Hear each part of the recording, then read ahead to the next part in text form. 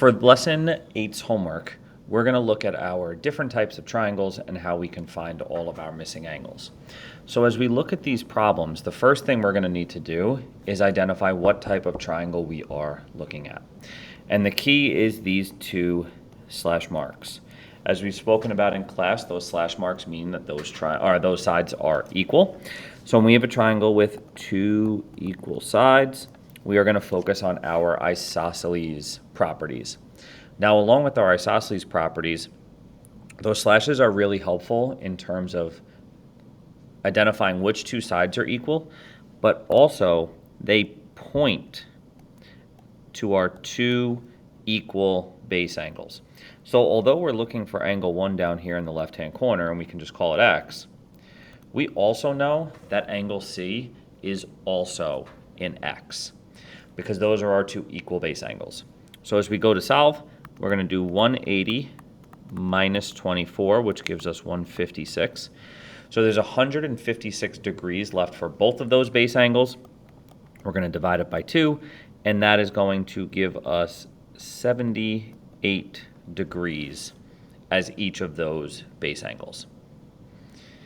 When we jump over to 2, I don't see any congruency marks. Now there's multiple ways to do this, and although I do not care which method you choose, some methods are more efficient than others. And the quickest way to do this is to use the exterior angle rule, which says the two non-adjacent interiors, so that would be 37 plus angle 2, added together, equal the exterior, our 117. So we're going to subtract that 37 on both sides, and that's going to leave us with angle 2 is equal to 80 degrees. Now you could have found the supplements here at C, and then you know all triangles add to 180, so you could have added that number and the 37, subtracted it from 180, and that also would have given you angle 2. But we were able to do this process in one step as opposed to multiple steps. In 3, we have all variables, but we have another isosceles triangle, right? So we like to identify our base angles, which means this is also a 2x minus 5. So now we need to take all 3 of our angles and add them up to 180 degrees. So x plus 2x minus 5 plus 2x minus 5 gives us 180. We're going to go about combining all of our like terms. So x, 2x, and 2x is 5x. Negative 5 and negative 5 is negative 10. Be careful, they don't cancel each other out. So then we have 5x minus 10 equals 180. We'll add the 10 to the other side. 5x equals 190.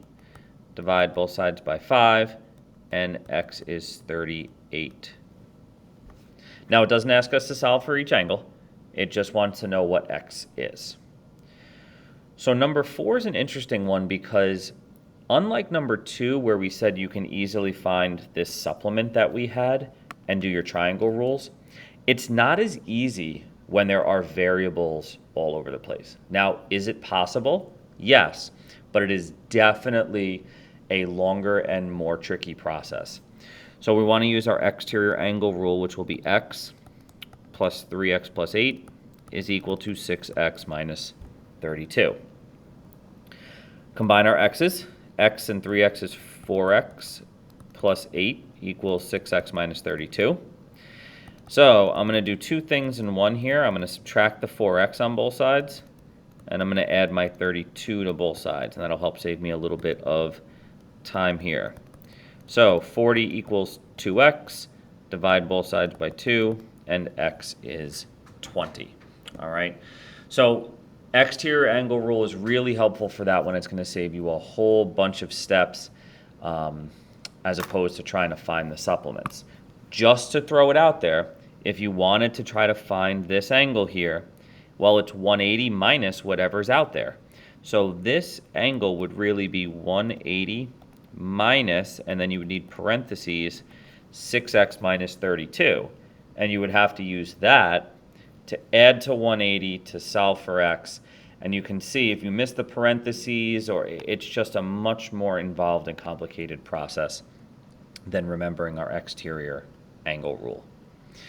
In number 5, this has been a pretty popular Regents picture for a while, and it's going to talk about a triangle ACD. B is a point on AC such that ADB is equilateral, and this is key in multiple parts. So equilateral means all sides are congruent, but as we talked about in class, there's an additional piece to that. Not only are all 3 sides congruent, all 3 angles are congruent, and specifically they are 60s. Okay? So there's our equilateral triangle part. It also tells us that triangle DBC is isosceles with DB equal to BC. So DB, which already has 1 slash on it, is equal to BC. So I'll put 1 slash there. Find the measure of angle C. So a lot of information here, a lot of slash marks. All right, but let's go triangle by triangle. So the equilateral triangle is done with. We got our 60s, we marked our equal sides. There's nothing else for us to do there. Now we want to move to this isosceles triangle, DBC. Now, the only thing we can do right now is our supplements here at B. 180 minus 60 is 120. Okay, so that angle right there is 120. If we look at our congruency marks, right, and I'm going to go over this one in blue so they match the same color, they are going to point at our base angles. So this angle BDC up at the top is also X. So the 120 is going to be our vertex angle, the one that doesn't have a partner. And then we have our 2 base angles are going to be X. So if we know all triangles add to 180, 180 minus 120 is 60. So there's 60 degrees left for each of those 2 base angles. So we'll divide it by 2, and then each of those base angles, including angle C, is going to be 30 degrees. Okay, so just a couple different vocabulary words there and kind of how they piece together to help us solve that last problem.